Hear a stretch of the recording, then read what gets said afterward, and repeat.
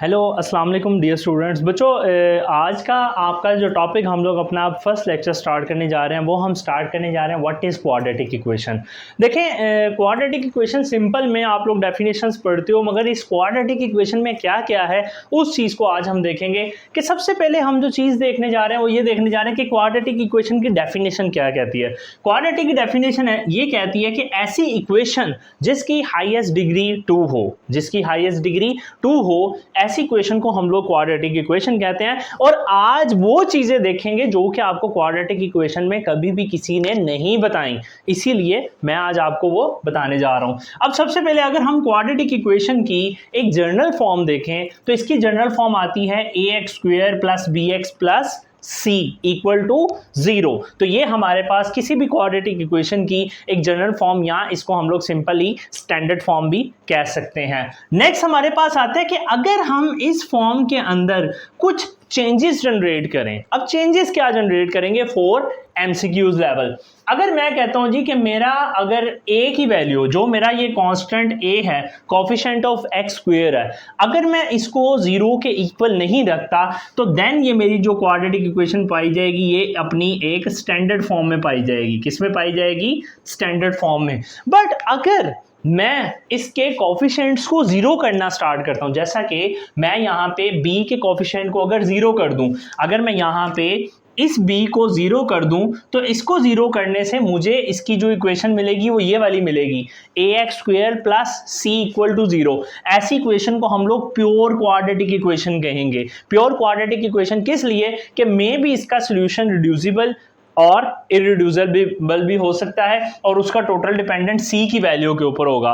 ठीक है, यानी कि c के दरमियान अगर पॉजिटिव आएगा तो ऑब्वियसली इरिड्यूसिबल होगा, जो कि कॉम्प्लेक्सिटी में ले जाएगा। अगर c के साथ नेगेटिव आएगा तो पॉसिबिलिटी है कि उसका सोल्यूशन रियल में आपके पास आ सकता है।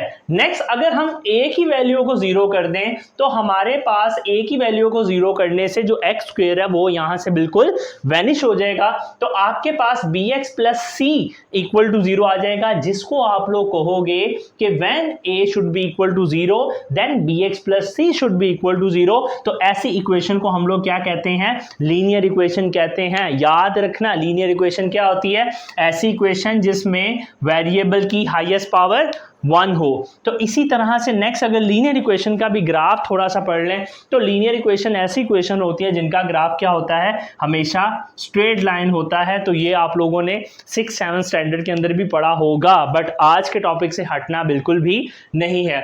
नेक्स्ट, अगर हम लोगों ने क्वाड्रेटिक इक्वेशन देख ली, उसकी स्टैंडर्ड फॉर्म देख ली, अब हम लोग देखते हैं कि क्वाड्रेटिक इक्वेशन का ग्राफ क्या होता है। तो ax² plus bx plus c should be equal to 0। तो इसका ग्राफ होता है पैराबोलिक फॉर्म। अब पैराबोलिक फॉर्म क्या होता है इतना तो यानी कि मैं इसको इंट्रोड्यूस नहीं करवाऊंगा। तो just like this one is parabola, this one is also parabola. तो ये इस तरह की फॉर्म का होता है जैसे कि ओवल शेप होती है। अगर आप फॉर एग्जांपल आपके सामने यहाँ पे एक आदमी खड़ा हुआ है जस्ट लाइक दिस, अगर ये एक पर्सन है, ठीक है, और एक पर्सन ये है, अगर ये दोनों पर्सन किसी भी तरीके से, अगर एक पर्सन जो सा है ये 1 वाला, अगर वो किसी को इस तरह से एक चीज़ उसकी तरफ थ्रो करता है तो ये जो आपकी फॉर्म होती है इसको हम लोग क्या कहते हैं? पैराबोलिक फॉर्म या पैराबोलिक नेचर का इसका ग्राफ बनता है। तो इस तरह से इस क्वाड्रेटिक इक्वेशन का ग्राफ बनता है इन बोथ डिफरेंट वेज।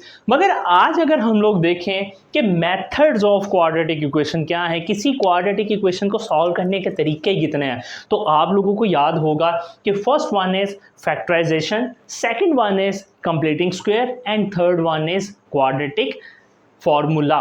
मगर सबसे पहले आज हम लोग पढ़ते हैं कि व्हाट इज फैक्टराइजेशन। तो सिंपली मैं आज का टॉपिक लिखता हूं कि आज हम लोग पढ़ते हैं कि फैक्टराइजेशन क्या होती है। ठीक है, तो याद आ रहा होगा छोटे स्टैंडर्ड में जब पढ़ते रहे हैं तो टीचर बताती थी, टीचर क्या बताती थी मैं उसको भी लिख दूं कि टीचर आपको कहती थी कि मिड टर्म ब्रेकिंग। यस, याद आया? मिड टर्म ब्रेकिंग टीचर कहती होती थी कि हाँ बेटा आज हम लोग मिड टर्म ब्रेकिंग को करेंगे। तो मिड टर्म ब्रेकिंग क्या होती थी? तो कोई भी एक एग्जाम्पल हम लोग उठाते हैं, ठीक है, अपनी तरफ से। तो मैं आप लोगों के लिए जो एग्जाम्पल लेके आऊँ, मैं कहता हूँ जी x² - x - 6 should be equal to 0। बेटा मिड टर्म ब्रेकिंग क्या करनी है, इसका रूल क्या है, सबसे पहले देखते हैं रूल।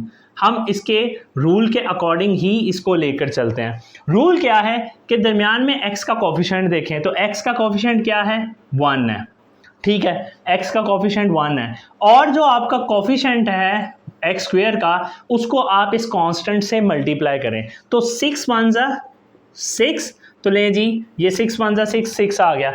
अब आप 6 को किसी टेबल में तलाश करें और ऐसे टेबल में तलाश करें कि 6 के जो पेयर्स बनेंगे उनको ऐड और सब्ट्रैक्ट करके 1 आना चाहिए। अभी साइन को साइड पे कर दें तो आपको पता है कि सर अगर हम लोग देखें तो 3 2 जा 6, तो लें जी मल्टीपल का पेयर हो गया। क्या हम 3 में से 2 को निकालें तो 1 आता है, ऑब्वियसली आता है, मगर यहाँ पे हमें 1 किसका चाहिए, माइनस का, तो इसका मतलब है कि हम माइनस का 3 और प्लस का 2 कर देंगे तो हमें माइनस का 1 मिल जाएगा। तो ये हमारा क्या है, एक फैक्टराइजेशन का रूल है, तो इस चीज़ को हम लोगों ने हर फैक्टराइजेशन के अंदर फॉलो करना होता है। अगर हम इस चीज़ की फैक्टराइजेशन करें तो x square minus 3x plus 2 into minus 6 equal to 0, तो यहाँ से x को आप कॉमन लें तो x माइनस 3, यहाँ से 2 को कॉमन लें तो x माइनस 3। तो याद रखिएगा कि जो वैल्यूज़ आपकी ब्रैकेट के अंदर आनी है वो दोनों वैल्यूज़ क्या होनी चाहिए, कॉमन होनी चाहिए। अगर ब्रैकेट के अंदर आने वाली वैल्यू आपकी कॉमन नहीं होती तो ऐसी फैक्टराइजेशन आपकी रॉन्ग होगी। Yes, any confusion? तो जब हम इसको करेंगे तो x plus 2 into x minus 3 is your factorisation pair. तो यहाँ पे जब आप इसका सोल्यूशन सेट रेडी करोगे तो इसका जो सोल्यूशन सेट आपके पास आएगा वो सिंपल में आ जाएगा माइनस का 2 एंड प्लस का 3, बिकॉज बोथ वैल्यूज़ को आपने क्या करना है, 0 के इक्वल रख देना है। तो x plus 2 should be equal to 0, तो x की वैल्यू माइनस 2 आ गई। इसी तरह से अगर आप x माइनस 3 को 0 के इक्वल रखें तो x की वैल्यू पॉजिटिव 3 आ गई। तो ये बेटा आज का हमारा एक छोटा सा टॉपिक था कि what is quadratic equation, quadratic equation क्या होती है और क्वाड्रेटिक इक्वेशन को सॉल्व करने के मेथड कैसे बनते हैं। तो इस चीज़ को आप लोगों ने याद रखना है, ठीक है। और इंशाल्लाह नेक्स्ट वीडियो के अंदर मैं आप लोगों को सारी की सारी चीज़ें बताता जाऊँगा कि फैक्टराइजेशन से आगे हम लोग कंप्लीटिंग स्क्वायर को कैसे करेंगे, क्वाड्रेटिक फार्मूला क्या होता है। तो इस चीज़ों को देखने के लिए इंशाल्लाह मेरे साथ मेरे चैनल के ऊपर आप लोग जुड़े रहिएगा और इस चैनल को सब्सक्राइब कीजिएगा और कोशिश कीजिएगा कि ये जो मेरा चैनल है आप लोगों ने ही इस चीज़ को हिट करना, ताकि कुछ लोग ऐसे हैं जिनको इनके सही कॉन्सेप्ट नहीं पता, उनकी तरफ भी ये बात हमारी इंशाल्लाह ईजीली पहुंच सके। तो अपना ख्याल रखिएगा, इंशाल्लाह आपसे फिर मुलाकात होगी। अल्लाह हाफ़िज़।